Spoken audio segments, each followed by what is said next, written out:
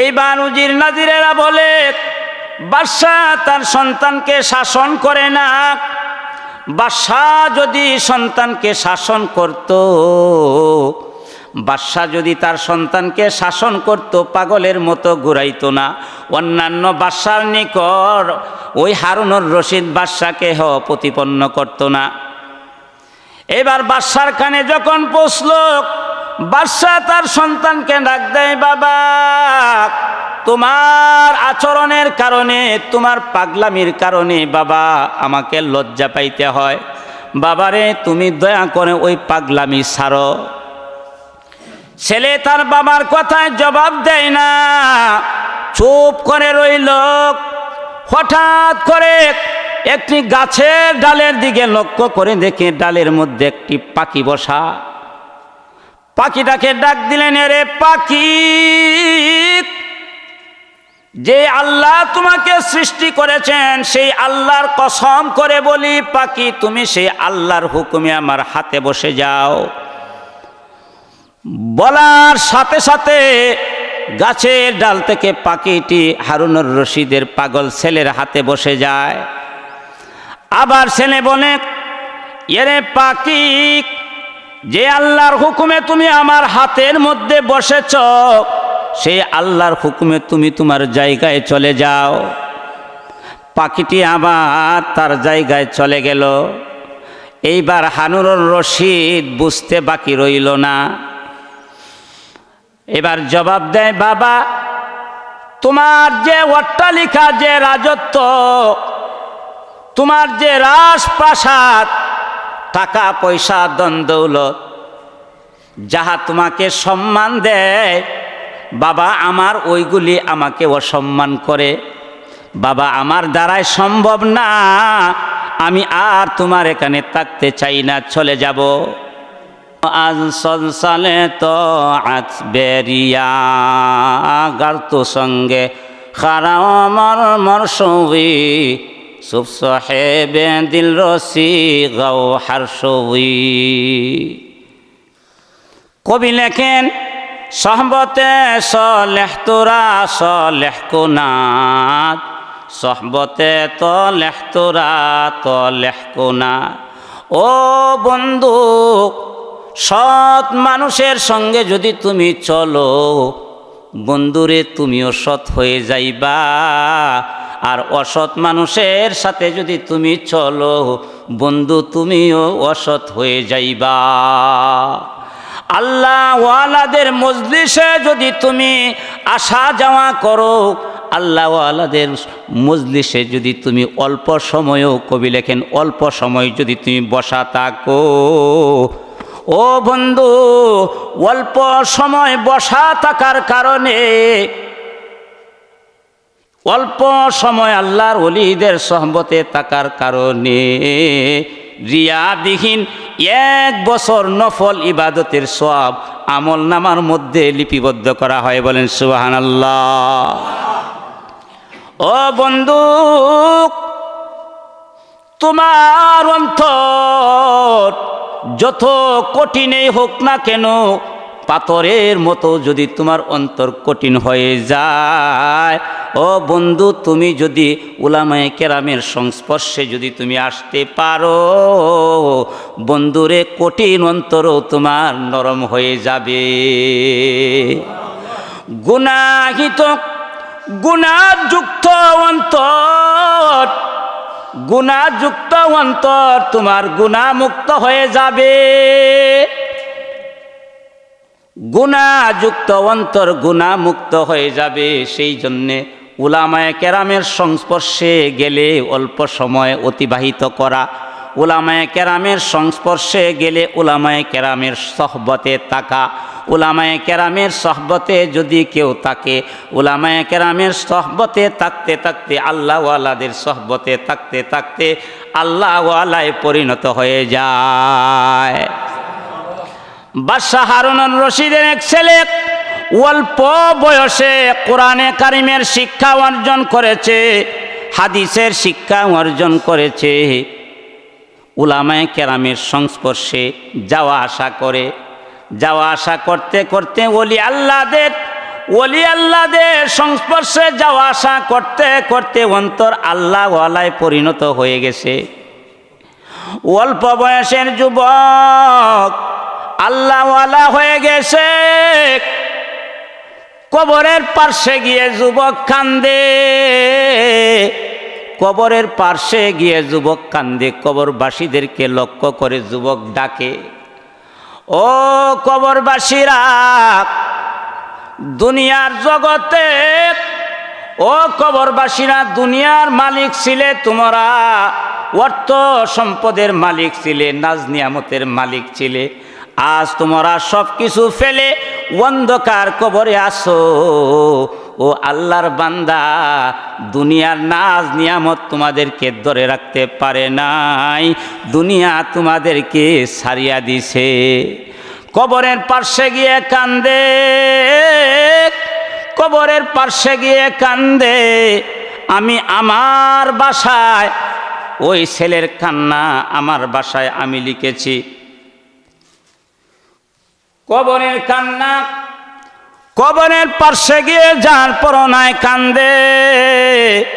আমি আমার বাসায় কান্নাগুলি আমার বাসায় ছন্দে লিখেছি।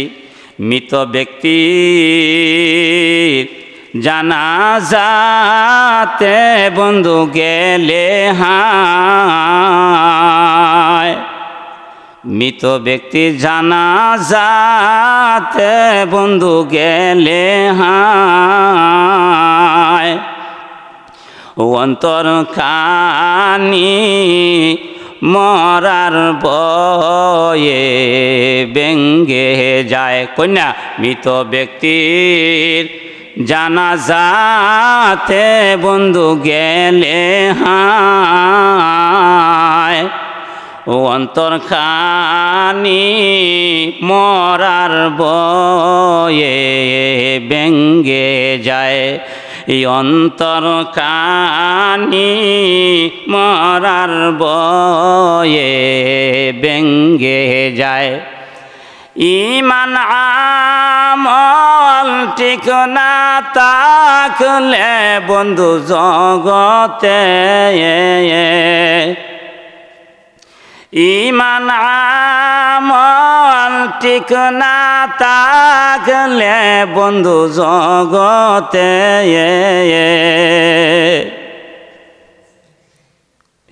কেমনে থাকব কবরের ভিতরে, কেমনে থাকব কবরের ভিতরে। বলতেছিলাম হারুনুর রশিদের ছেলে কবরের পাশে গিয়ে ছন্দগুলি বলে কানতে থাকে, আর ওই ছন্দগুলি পড়তে থাকে হারুনুর রশিদ। আল্লাহ পাগল, এমন আল্লাহ পাগল হইছেন, দুনিয়ার মহব্বত তার অন্তরে নাই। পাগল বেশে হারুনুর রশিদের ছেলে পাগল বেশে ঘুরায়। তার বাবা বাদশাহ রাজদরবারে, বাদশাহ রাজদরবারে বসে বাদশার ফয়সালা দেয়। অন্যান্য দেশের বাদশাহ উজির নাজির সকলেই বৈঠকের মধ্যে উপস্থিত থাকে। সে বাদশার আস্তানায় পাগলের বেশে, মাথার মধ্যে লুঙ্গি পেঁচায়া পাগলের বেশে বাদশার দরবারে উপস্থিত। এইবার উজির নাজিরেরা বলে, বাদশাহ তার সন্তানকে শাসন করে না। বাদশাহ যদি সন্তানকে শাসন করত, বাদশাহ যদি তার সন্তানকে শাসন করত, পাগলের মতো ঘুরাইতো না। অন্যান্য বাদশার নিকট ওই হারুনুর রশিদ বাদশাকে প্রতিপন্ন করত না। এবার বাদশার কানে যখন পৌঁছল, বাদশাহ তার সন্তানকে ডাক দেয়, বাবা, তোমার আচরণের কারণে, তোমার পাগলামির কারণে বাবা আমাকে লজ্জা পাইতে হয়। বাবারে, তুমি দয়া করে ওই পাগলামি ছাড়ো। ছেলে তার বাবার কথায় জবাব দেয় না, চুপ করে রইল। হঠাৎ করে একটি গাছের ডালের দিকে লক্ষ্য করে দেখে ডালের মধ্যে একটি পাখি বসা। পাখিটাকে ডাক দিলেন, রে পাখি, যে আল্লাহ তোমাকে সৃষ্টি করেছেন সেই আল্লাহর কসম করে বলি পাখি তুমি সেই আল্লাহর হুকুমে আমার হাতে বসে যাও। বলার সাথে সাথে গাছের ডাল থেকে পাখিটি হারুনুর রশিদের পাগল ছেলের হাতে বসে যায়। আবার ছেলে বলে, এরে পাখি, যে আল্লাহর হুকুমে তুমি আমার হাতের মধ্যে বসেছ সেই আল্লাহর হুকুমে তুমি তোমার জায়গায় চলে যাও। পাখিটি আবার তার জায়গায় চলে গেল। এইবার হারুনুর রশিদ বুঝতে বাকি রইল না। এবার জবাব দেয়, বাবা, তোমার যে অট্টালিকা, যে রাজত্ব, তোমার যে রাজপ্রাসাদ, টাকা পয়সা ধন দৌলত, যাহা তোমাকে সম্মান দেয়, বাবা আমার ওইগুলি আমাকে অসম্মান করে। বাবা আমার দ্বারাই সম্ভব না, আমি আর তোমার এখানে থাকতে চাই না, চলে যাব। গাট্টি বুসখা রেডি করিয়া হারুনুর রশিদের ছেলে গাট্টি বুসখা রেডি করিয়া বাগদাদ থেকে রওনা হয়ে যাবে। মার কাছে গেল, অনুমতি চাইল, মা গো বিদায় হয়ে গেলাম, বিদায় হয়ে গেলাম। মা তার কাছে একটা আংটি দিলেন, বাবারে ধরো, যাওয়ার মুহূর্তে তোমাকে আমি একটি ইয়াকুতের আংটি, ধরো বাবা, তোমার হাতে আংটি খানা দিলাম। এইবার ছেলে একটা কোরআনুল কারীম মায়ের দেওয়া আংটি নিয়ে পথ চলতে লাগলেন, পথ চলতে লাগলেন। চলতে চলতে চলতে চলতে বসরা শহরে উপস্থিত হলেন। বসরা শহরে উপস্থিত হয়ে বসরা শহরের মধ্যে হারুনুর রশিদের ছেলে বসরা শহরে 7 দিনের মধ্যে শনিবার শুধু একদিন মানুষের কাজকর্ম করে। কয়দিন? 7 দিনের মধ্যে একদিন শুধু শনিবার মানুষের কাজকর্ম করে, আর 6 দিন জংলায় গিয়ে খাবার দাবার কিনে নেয়। 6 দিন জংলায় গিয়ে ইবাদত বন্দিগি উপাসনা করে। তার চিন্তা হলো যে আল্লাহ আমাকে সৃষ্টি করেছেন, সেই আল্লাহর ইবাদতই করতে হবে। দুনিয়ায় আজকে আছি কালকে নাই, দুনিয়া থাকার জায়গা না। দুনিয়া হলো ক্ষণস্থায়ী, কিন্তু অনন্ত অসীমকালের দুনিয়ার সামনে পড়ে আছে। আমি যদি ওই দুনিয়ায় পড়ে আমার জীবন ধ্বংস করিয়া দেই, পরকালের জীবনে আমি সুখ পাবো না। কথা ঠিক কিনা? এইবার জংলার ভিতরে ইবাদত বন্দিগি করেন। 7 দিন জংলার ভিতরে থাকেন, 6 দিন জংলার ভিতরে থাকেন, একদিন মানুষের কাজকর্ম করেন। নির্ধারিত একটা স্থানে আইসা বসেন। বসার পরে যার যে কাজের জন্য প্রয়োজন হয় ওই যুবক ছেলেটাকে নিয়ে যায়। হঠাৎ করে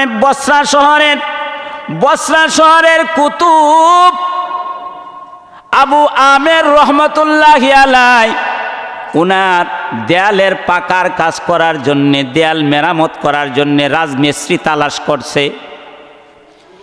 এলাকার লোকদেরকে জিজ্ঞাসা করে, আমার দেওয়ালের কাজ করানোর জন্যে রাজমিস্ত্রি তালাশ করছি, তোমাদের কাছে কোনো রাজমিস্ত্রির সন্ধান আছে কি? এইবার লোকেরা বলে, ও আবু আহমেদ, ওই স্থানে গিয়ে একটা যুবক দেখতে পাইবেন, এই যুবকের কাছে জিজ্ঞাসা করে দেখেন, ওই যুবক রাজমিস্ত্রির কাজ করে। আবু আহমেদ চলে গেলেন নির্ধারিত জায়গায়। গিয়ে দেখেন একটা যুবক কোরআন তেলাওয়াত করতেছে, মধুর কণ্ঠে কোরআনের তেলাওয়াত করে, মধুর কণ্ঠে কোরআনের তেলাওয়াত করে। এই জন্যে ভাইয়েরা আমার, এত মধুর কণ্ঠে কোরআন তেলাওয়াত শুনে অনেক কাফের বেঈমানরা মুসলমান হয়ে। গাট্টি বুসখা রেডি করিয়া হারুনুর রশিদের ছেলে গাট্টি বুসখা রেডি করিয়া বাগদাদ থেকে রওনা হয়ে যাবে। মার কাছে গেল, অনুমতি চাইল, মা গো বিদায় হয়ে গেলাম, বিদায় হয়ে গেলাম। মা তার কাছে একটা আংটি দিলেন, বাবারে ধরো, যাওয়ার মুহূর্তে তোমাকে আমি একটি ইয়াকুতের আংটি, ধরো বাবা, তোমার হাতে আংটি খানা দিলাম। এইবার ছেলে একটা কোরআনুল কারীম মায়ের দেওয়া আংটি নিয়ে পথ চলতে লাগলেন, চলতে চলতে চলতে চলতে বসরা শহরে উপস্থিত হলেন। বসরা শহরে উপস্থিত হয়ে বসরা শহরের মধ্যে হারুনুর রশিদের ছেলে বসরা শহরে 7 দিনের মধ্যে শনিবার শুধু একদিন মানুষের কাজকর্ম করে। কয়দিন?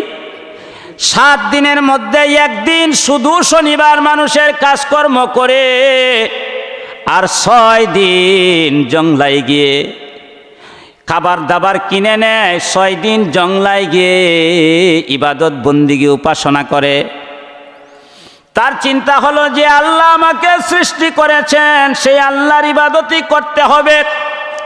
দুনিয়ায় আজকে আছি কালকে নাই, দুনিয়া থাকার জায়গা না, দুনিয়া হলো ক্ষণস্থায়ী, কিন্তু অনন্ত অসীমকালের দুনিয়ার সামনে পড়ে আছে। আমি যদি হই দুনিয়ায় পড়ে আমার জীবন ধ্বংস করিয়া দেই, পরকালের জীবনে আমি সুখ পাব না। কথা ঠিক কিনা? এইবার জংলার ভিতরে ইবাদত বন্দেগী করেন, 7 দিন জংলার ভিতরে থাকেন, 6 দিন জংলার ভিতরে থাকেন, একদিন মানুষের কাজকর্ম করেন। নির্ধারিত একটা স্থানে আইসা বসেন, বসার পরে যার যে কাজের জন্য প্রয়োজন হয় ওই যুবক ছেলেটাকে নিয়ে যায়। হঠাৎ করে বসরা শহরের কুতুব আবু আমের রহমতুল্লাহি আলাই উনার দেয়ালের পাকার কাজ করার জন্যে, দেয়াল মেরামত করার জন্যে রাজমিস্ত্রি তালাশ করছে। এলাকার লোকদেরকে জিজ্ঞাসা করে, আমার দেওয়ালের কাজ করানোর জন্যে রাজমিস্ত্রি তালাশ করছি, তোমাদের কাছে কোনো রাজমিস্ত্রির সন্ধান আছে কি? এইবার লোকেরা বলে, ও আবু আহমেদ, ওই স্থানে গিয়ে একটা যুবক দেখতে পাইবেন, এই যুবকের কাছে জিজ্ঞাসা করে দেখেন, ওই যুবক রাজমিস্ত্রির কাজ করে।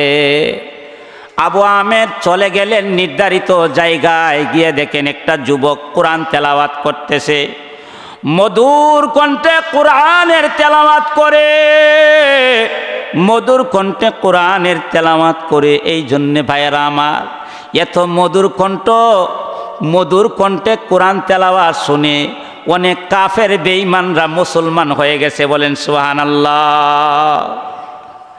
মধুর কোরআনের তেলাওয়াত শুনে প্রচণ্ড কাফির বেঈমানরা ইসলাম ধর্ম গ্রহণ করেছে।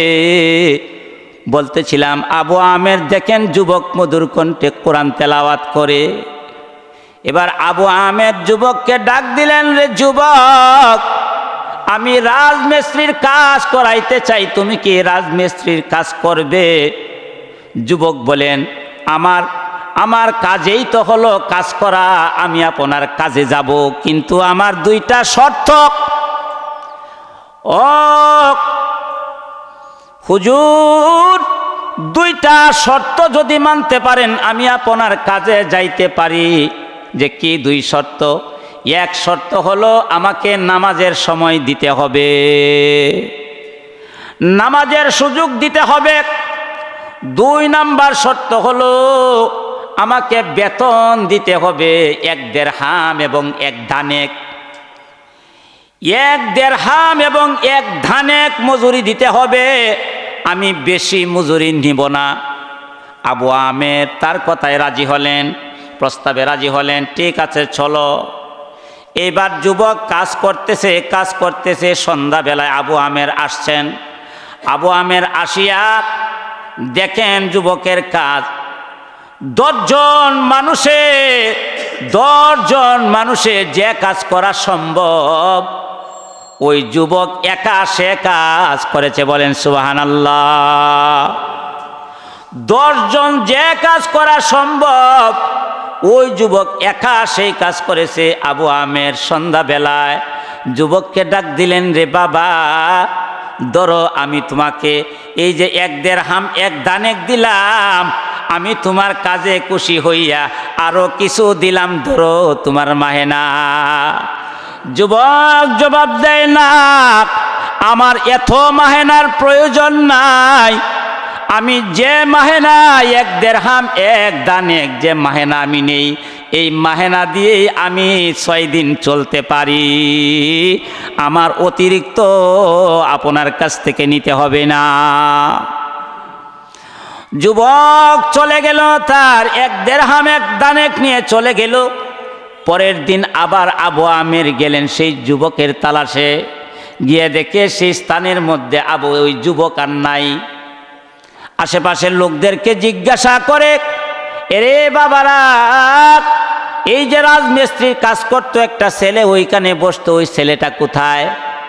এলাকার লোকেরা বলতেছে, সে তো এইখানে শুধু শনিবার দিন আসে, শনিবার ছাড়া আর কোনো দিন তাকে পাওয়া যাবে না, শুধু শনিবার এইখানে আসে। আবার শনিবার দিন আবার গেল। আবু আমের গিয়ে দেখে যুবক আগের মতো কোরআন শরীফ তেলাওয়াত করে। বলতেছে, বাবা তুমি কি আমার কাজে যাবে? আগের মতো শর্ত দিল, কাজে যাইব, তবে শর্ত হলো 2। 1 হলো নামাজের সুযোগ দিতে হবে, আরেক হলো আমাকে মাহেনা 1 দিরহাম 1 দানেক দিতে হবে। আমাকে বেশি দিলে আমি নিব না, কম দিলেও আমার চলবে না। আবু আমের বলেন, ঠিক আছে চলো। যুবককে কাজে লাগাইয়া আবু আমের ওগুছরে থেকে লুকিয়ে লুকিয়ে ছেলের কাজের ধরন তালাশ করে। কারণ ব্যাপার কি বুঝলাম না, একজন মানুষের 10 জন মানুষের কাজ কিভাবে করে, কিভাবে করা সম্ভব হয় বুঝে ধরে না। আবু আমের রহমতুল্লাহি আলাই ওগুছরে গোপন থেকে লক্ষ্য করতেছে ছেলেটার কাজের ধরন।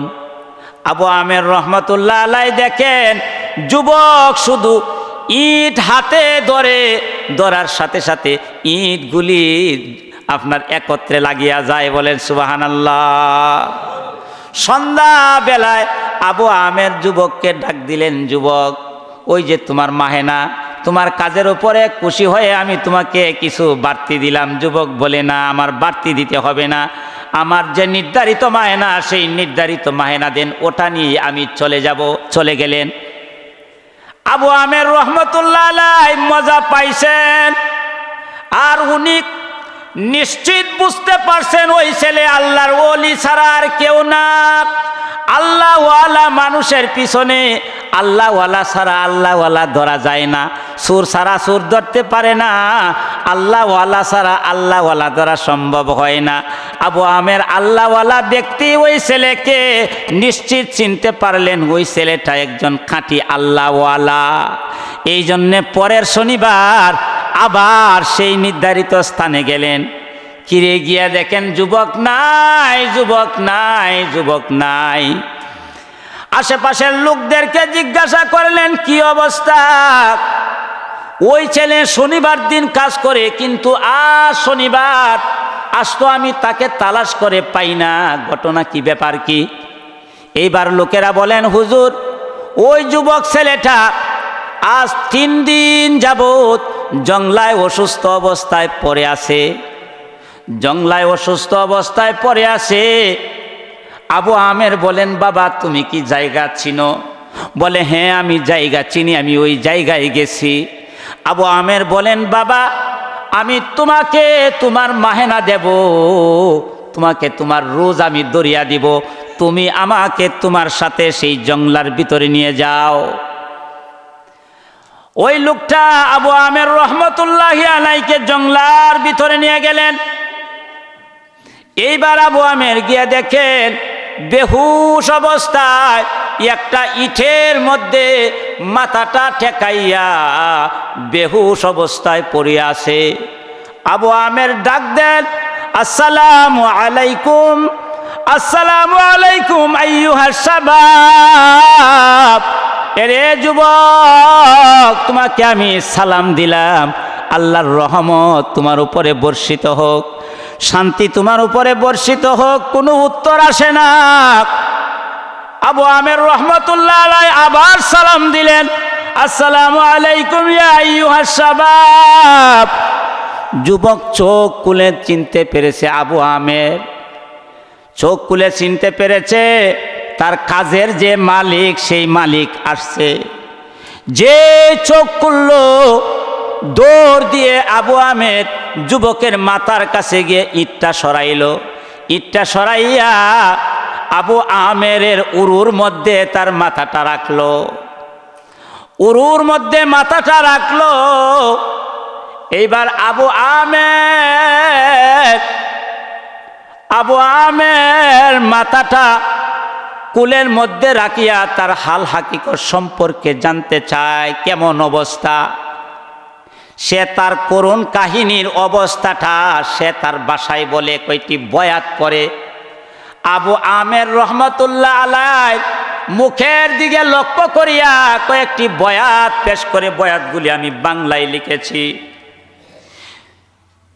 বয়াতগুলি আমি বাংলায় লিখেছি। মিছে মিছি দুনিয়ারি মায়ায় পড়িয়া, মিছে মিছি দুনিয়ারি মায়ায় পড়িয়া,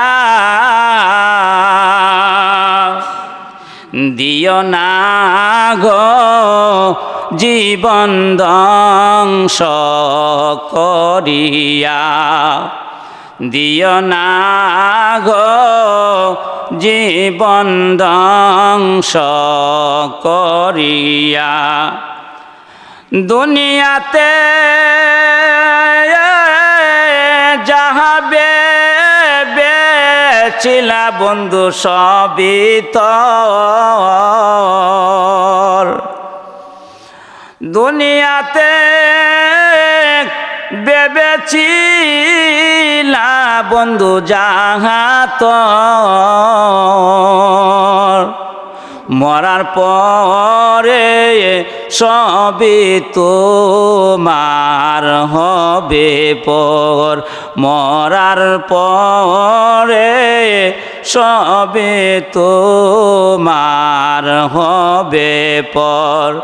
মিছে মিছি দুনিয়ারি মায়ায় পড়িয়া,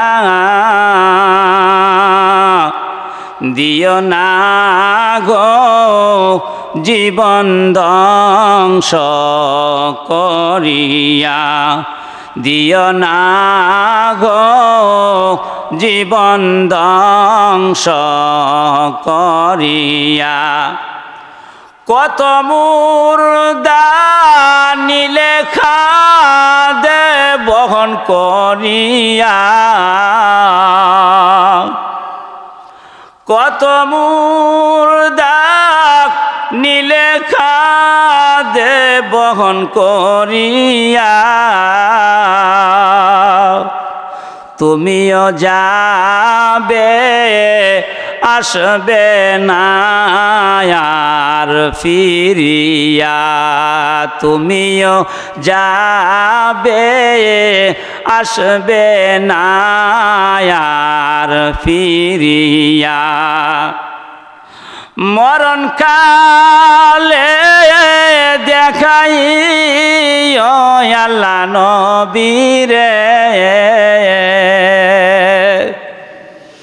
মরণ কালে দেখাই ও আল্লাহ নবীরে,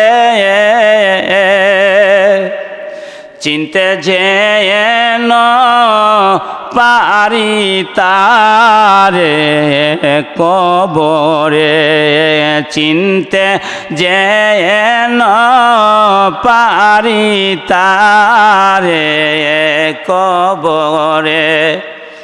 মিছে মিছি দুনিয়ারি মায়ায় পড়িয়া, দিও না গো জীবন ধ্বংস করিয়া দিও না গো জীবন ধ্বংস করিয়া। যুবক আল্লাহর ওলি আবু আমেরের মুখের দিকে লক্ষ্য করিয়া ডাক দেয়, বন্ধু দুনিয়ার মায়ায় পড়িয়া জীবন ধ্বংস করিয়া দিও না। বন্ধু গো দুনিয়ার মায়ায় পড়িয়া জীবন ধ্বংস করিয়া দিও না। দুনিয়াতে যত সব তোমার ভাবতেছ সব তোমার মরার পরে তোমার কিছুই থাকবে না, একমাত্র থাকবে ঈমান আর আমল। জুড়ে বলেন ঠিক কিনা? ভাইরা আমার, বন্ধুরা আমার, আবু আমের রহমতুল্লাহি আলাইহির নিকটে যুবক কিছু ওসিয়ত করে। আবু আমেরকে লক্ষ্য করে বলে, যুবক ডাক দেয়, হুজুর আমি আপনাকে দুইটি ওসিয়ত করতে চাই। কি ওসিয়ত? যে আমি যদি মারা যাই আমার জানাজার নামাজ আদায় করবেন, আর আমার কবরস্থানে যারা কবর খনন করবে তাদেরকে আমার একটা লোটা আছে, একটা লুঙ্গি আছে, যেই লুঙ্গিটা মাথায় বাঁধিয়া পাগলের বেশে ঘুরাইতো। ডাক দেয়, হুজুর আমার এই লুঙ্গি কানা এবং লুঠা কানা, যে লোটা দিয়ে ওযু করতো পানি খাইতো, আমার লুঙ্গি কানা লোটা কানা যারা কবর খনন করবে তাদেরকে দিয়া দিবেন। আরেকটা ওসিয়ত লোক, আমার ওই যে আমার পুটলার ভিতরে একটা কোরআনুল কারীম আছে আর একটা আংটি আছে, এই কোরআনুল কারীম এবং আংটি ওই দুইটা বাগদাদ শহরে বাদশাহ হারুনুর রশিদের দরবারে আপনি পৌঁছাইবেন। তবে পৌঁছানোর শর্ত থাকা চাই, আপনি নিজের হাতে বাদশাহর কাছে পৌঁছিয়ে দিবেন, অন্যের মারফতে নয়। এইবার আবু আমের তার ওই ওসিয়তে রাজি হলো, ঠিক আছে মানলাম। যুবক দুনিয়া থেকে বিদায় হয়ে গেল, দুনিয়া থেকে যুবক বিদায় হয়ে গেল। আবু আমের দাফন কাফন শেষ করে কোরআনুল কারীম এবং আংটি কানা নিয়ে বাগদাদ শহরের মধ্যে রওনা হলেন বাদশাহ হারুনুর রশিদের দরবারে। বাদশাহ হারুনুর রশিদের দরবারে যখন উপস্থিত হলেন, দেখেন বাদশাহ হাজার হাজার অশ্বারোহিনী বাদশাহ যুদ্ধের গয়গামে চলে যাইতেছেন। হাজার হাজার মানুষ, চিনা যায় না। আবু আমের বলেন, আমি উঁচু টিলার মধ্যে দাঁড়াইলাম, দাঁড়িয়ে লক্ষ্য করতে শুরু করলাম, দেখি একটা দলের মধ্যে বাদশাহ হারুনুর রশিদ। ডাক দিলাম, বাদশাহ হারুনুর রশিদ। বাদশাহ আমার ডাকে সাড়া দিয়ে আমার কাছে আসলেন। কিরে, আমি যাওয়ার মুহূর্তে আমার সামনে কে বাধা দিল? যদি কোনো জায়গায় রাস্তা চলাকালীন যদি বাধা দেয়, রাস্তা চলাকালীন যদি কেউ বাধা দেয়, ভাইজান তার অবস্থা আমাদের সমাজে খুব খারাপ হয়। কথা ঠিক কিনা? যে আমি একদিক দিয়ে রওনা হয়েছি, আমার সামনে একটা বাধা তুমি কেন দিলে? আছে না এরকম? বাদশাহ যুদ্ধের জন্য রওনা হলেন, রাস্তার মধ্যে কে যেন ডাকতেছে, বাদশাহ হারুনুর রশিদ তাঁবুর মধ্যে দাঁড়িয়ে বাদশাকে ডাকে। বাদশাহ ভিতরে রাগ, কাছে গেলেন যে কার এত বড় সাহস আমাকে ডাকে। কাছে যাওয়ার পরে আবু আমের পরিচয় দিলেন। ও বাদশাহ, আমি বসরা নগরী থেকে এসেছি। একটা যুবক ইন্তেকালের আগে বলে গিয়েছে, ওই কোরআন শরীফ এবং আংটি কানা আমি আপনার কাছে পৌঁছানোর জন্যে। কোরআনুল কারীম দেখে, আংটি কানা দেখেই চিনতে পেরেছে এই দেখা যায় আমার সোনার টুকরার হাতের কোরআন শরীফ, এই দেখা যায় আমার সোনার টুকরার আংটি। এবার আবু আমেরকে বললেন, যাও আমার আস্তানায় যাও, আমার দরবারে যাও, আমি যুদ্ধ থেকে ফিরে এসে তোমার সাথে দেখা করব। এইবার যুদ্ধ থেকে ফিরে এসে বাদশাহ আবু আমেরের হাতখানা, আবু আমেরের হাতখানা, আরো অনেক কথা ভিতরে রয়েছে। আবু আমেরের হাতখানা চুমা দিতে লাগলেন, বুকের সাথে জড়িয়ে ধরলেন। ও আবু আমের, যে সে সোনার টুকরো সন্তানকে যে হাত দিয়া তুমি দাফন কাফন করেছ, আবু আমের রে হাতটা বাড়িয়ে দেও, আমি পিতা তোমার হাতটাকে চুম্বন করে নি। হাতটার মধ্যে চুমা দিতে থাকেন, বুকের মধ্যে জড়িয়ে কান্নাকাটি শুরু করে দেন। এই জন্য আমার মূল কথা ছিল, যারা আল্লাহ ওয়ালাদের মজলিসে যাওয়া আসা করবে তারা আল্লাহ ওয়ালায় পরিণত হয়ে যাবে। কথা বুঝতে পারছেন কিনা? যারা আল্লাহ ওয়ালাদের মজলিসে যারা যাবে তাদের অন্তর আল্লাহ ওয়ালা অন্তরে পরিণত হয়ে যাবে। বলেন সুবহানাল্লাহ। সহবতে সলেহ তোরা সলেহ কোনাত, সহবতে তলেহ তোরা তলেহ কোনাত, এক জামানা সহবতে বা আউলিয়া, বেহতেরো আজ সংসালে তো আত বেরিয়া।